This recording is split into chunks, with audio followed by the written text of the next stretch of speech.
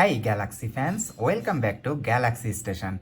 Today my Samsung Galaxy S21 Ultra model SMG998BDS running One UI 7.0 received monthly software update. In this video, I will show you how to install it right away, step by step, while sharing crucial tips to avoid problems, especially display related issues that some users face during or after the updates. This update, like most of the monthly releases, focuses on security patches and system stability. It might look minor, but under the hood, it's doing a lot of important work, tightening security, fixing bugs, and ensuring your phones run smoothly with newer apps and services. Skipping updates might seem harmless, but in reality, it can leave your device vulnerable.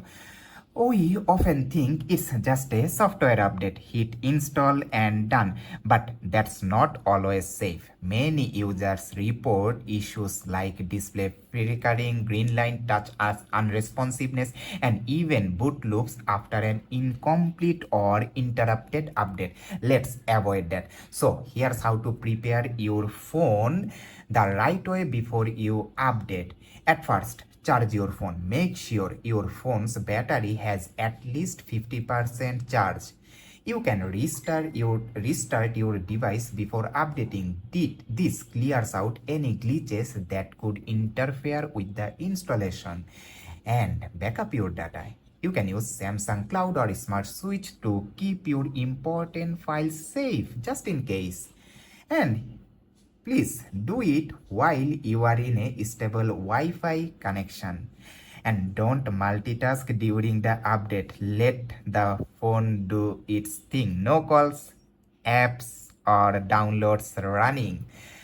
Okay, now that we have done all the preparations, it's time to tap install now after the completion of download process.